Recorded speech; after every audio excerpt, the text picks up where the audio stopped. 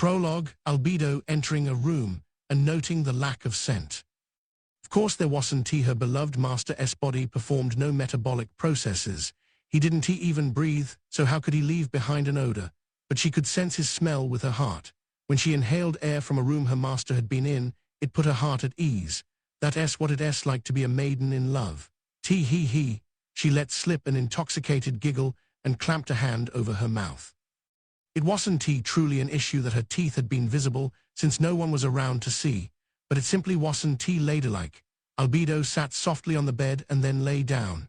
She sniffed a few times, but as she had suspected, her nose picked up nothing. Still, it gave her profound joy to lie in the bed of the one she adored.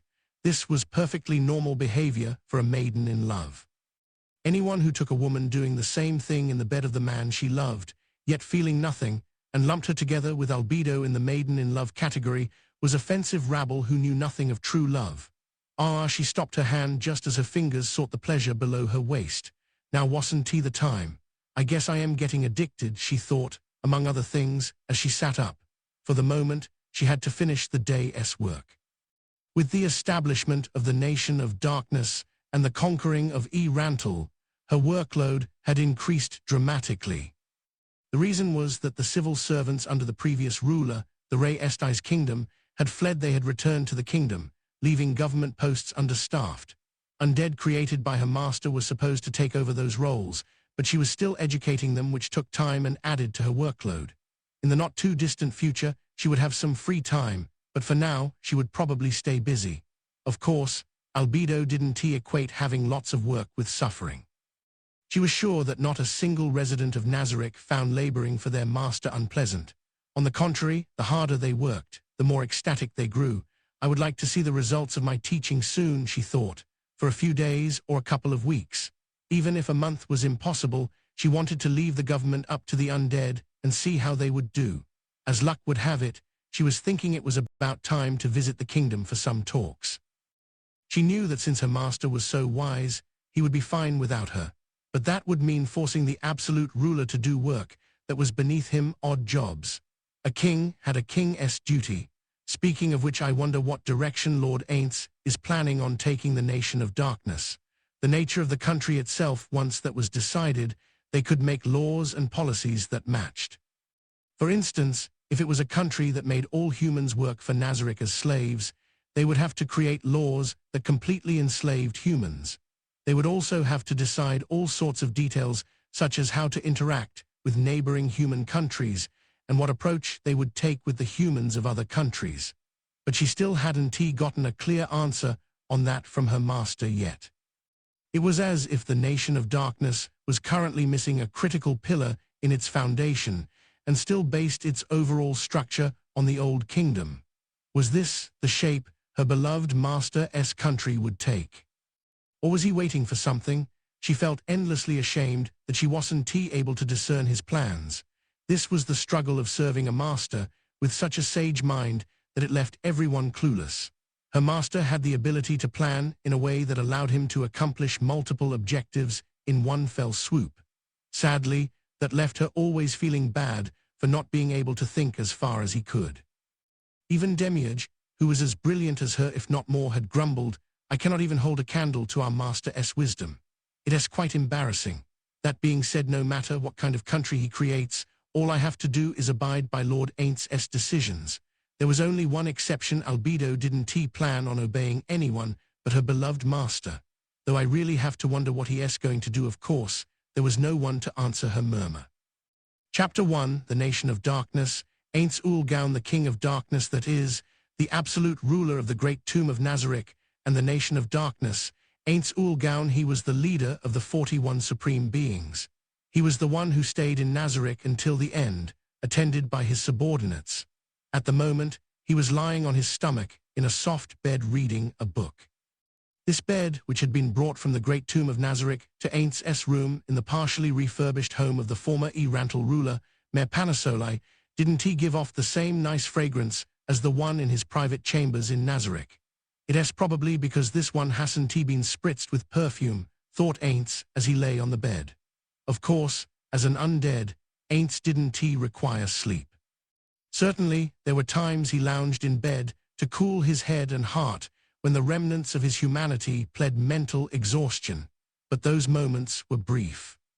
There was no point in long stretches of lying around, like he was doing now, but there's an exception to every rule, for example when reading, especially when he was conscious of how he was perceived by other people. The sun should be coming up soon.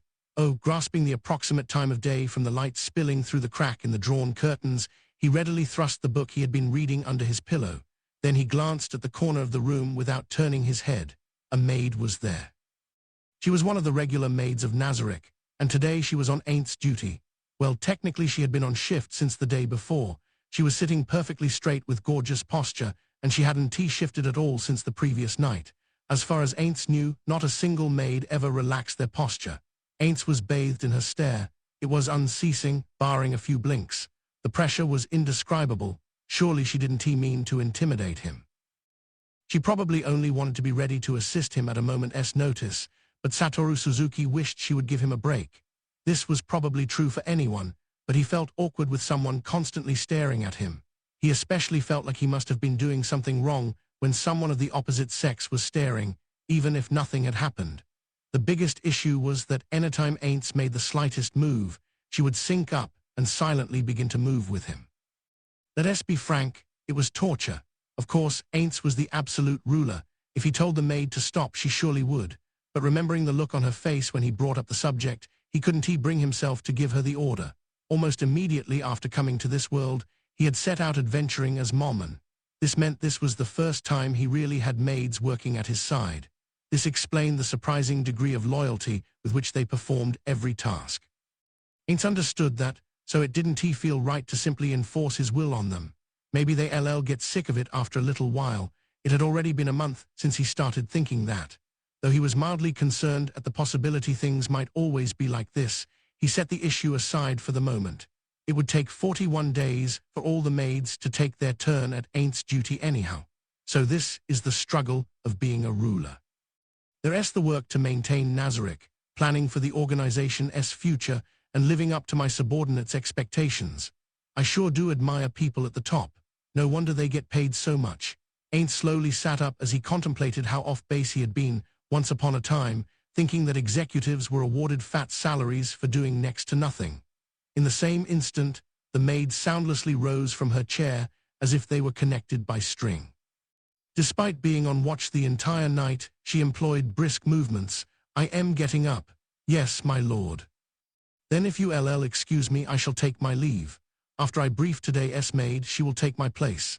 Instead of thanking her, Aintz merely uttered a dignified and waved a disinterested hand and gestured for her to get going. Even Aintz felt he was being awfully arrogant, but apparently people liked it. When he had Hamusuk survey popular opinion, their number one reaction was, "It feels like I am being dominated, and Lord Aintz is fully in charge." At first he wondered if they were all kinky masochists, but after thinking on it further, he realized there was a suitable way for rulers to comport themselves. He figured that was what his subordinates wanted. At the office, employees naturally wanted their boss to carry themselves in a manner becoming of a company president. In that sense, he felt this attitude was appropriate for the King of Darkness. And in actuality, whenever he had a free moment to spy on the ruler of the empire, Jerkniv Rune Farlord El Nix, he saw that he acted the same way. Still, from Satoru Suzuki's working adult perspective, not expressing any appreciation was strange. Then have a nice rest. Oh, I humbly thank you for your kindness, Lord Aintz. The maid bowed low in gratitude. But thanks to this item you lent me, I can work for you without rest. That wasn't what I was going for, Aintz thought to himself. Certainly with the ring of sustenance equipped, the maid could stay awake day and night, no problem.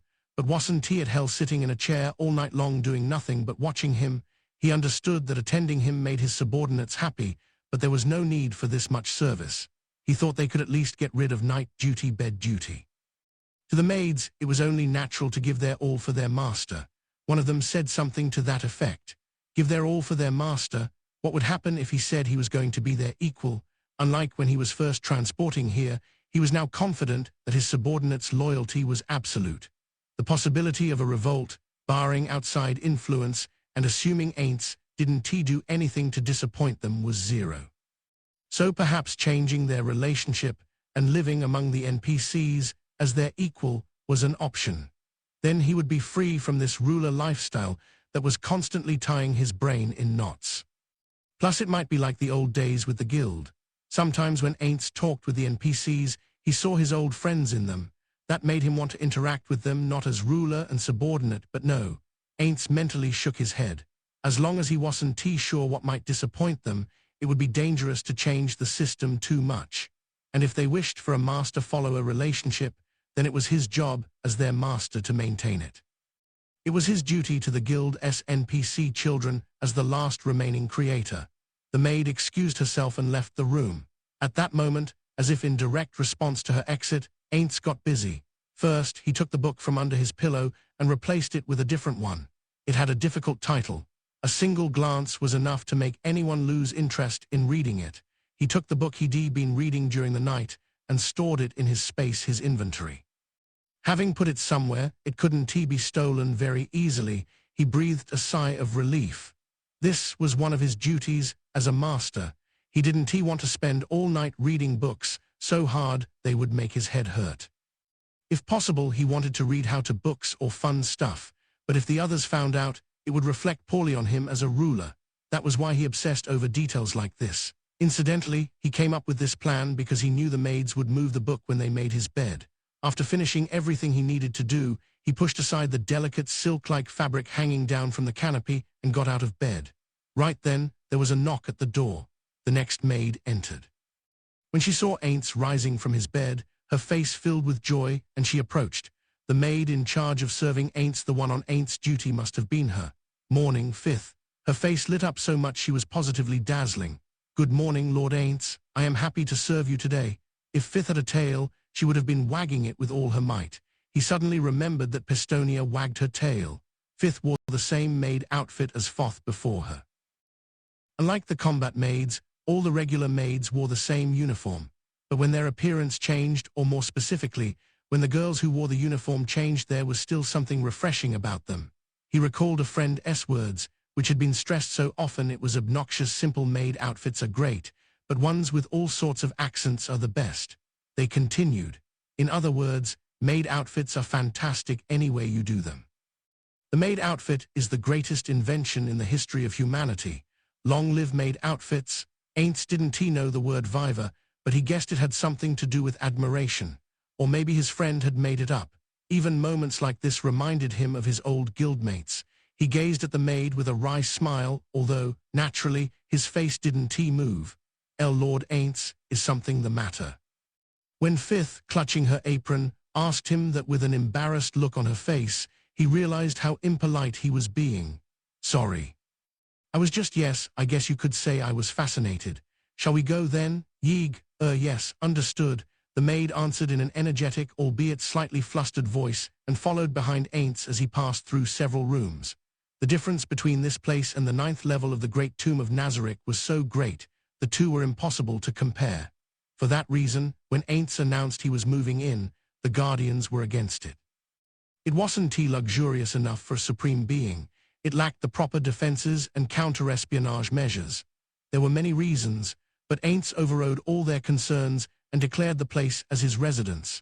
He felt it was part of his duty as king, in the same way that Jerkniv lived at the Imperial Palace in the Empire's capital. And to Aints and Satoru Suzuki, the mayor's manor was plenty splendid. Remembering his house in his original world, there wasn't even a way to compare the two. Besides, his room on the 9th level of Nazarick was a bit too big and showy. When it was a game, the interior design hadn't bothered him. But when he actually started living there, he didn't know what to do with himself. He had wanted to just curl up in a corner. Aints walked over to his dressing room, followed by Fifth and the 8-edged assassins who came down from the ceiling of the room connected to his bedroom. Several maids on standby, they bowed reverently. Fifth quickly took her place in line with them. Lord Aints, what will you wear today? Fifth asked, full of energy. Oh, her eyes sure are sparkling. Well, he had the feeling every maid's eyes sparkle at this. He'd heard that women like clothes, but is that why? Or do they enjoy coordinating outfits? He was slightly fed up with the fuss, but didn't let it show. Instead he said, in a voice he thought sounded distinguished, and he was confident because he had rehearsed it. Honestly, there was no reason for Aints to change his clothes. One night, rolling around in bed with a magic robe, wasn't he going to wrinkle it? And his body didn't he produce anything like sweat that would dirty it, either. All that ever got on his robe was dust in the air. The dust would come off if he so much as brushed it. Maids meticulously cleaned everywhere he went. He didn't eat or drink, so there was no way for him to get his robe filthy. He would have had no problem wearing the same thing every day, but none of his subordinates would allow it.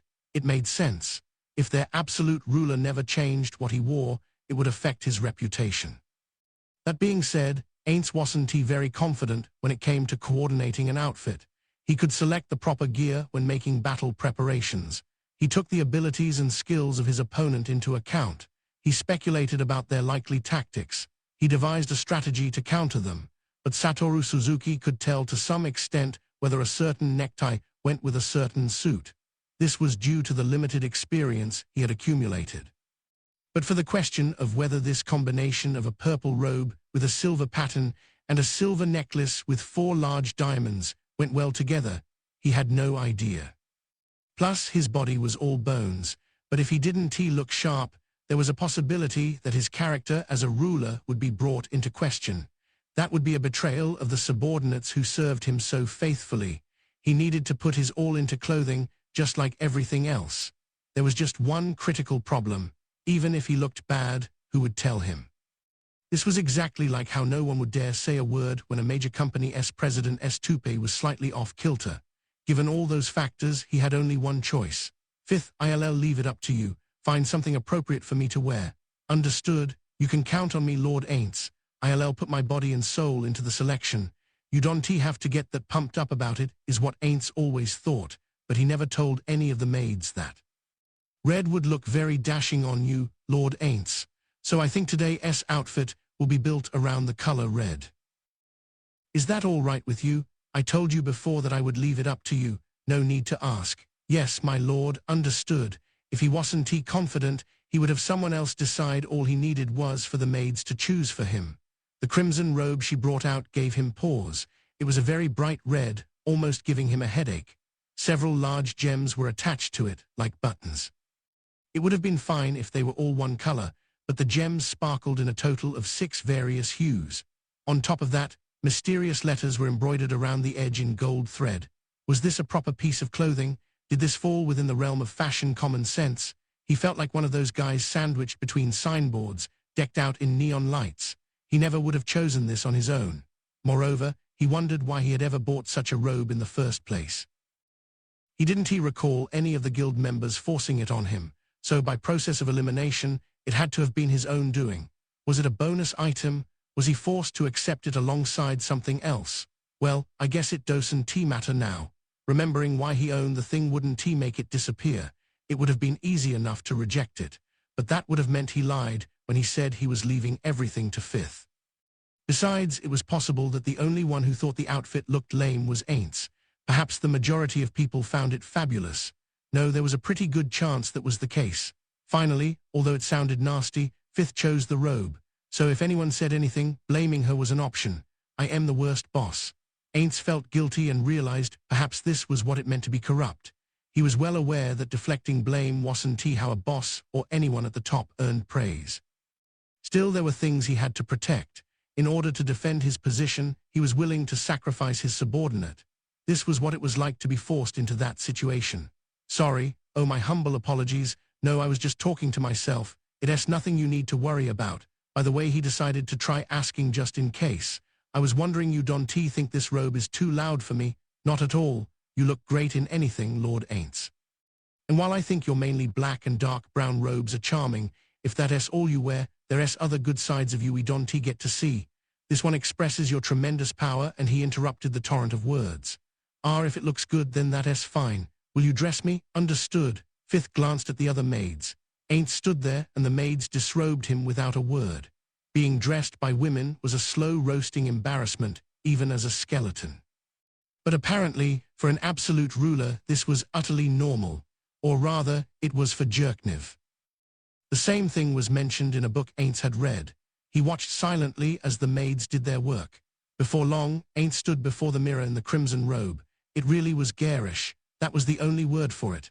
Well, aesthetics in this world are pretty different, right? There's a good chance this is the proper way for a ruler to dress, probably. To quash his lingering anxiety, he recalled the example of how people reacted to Hamusuk.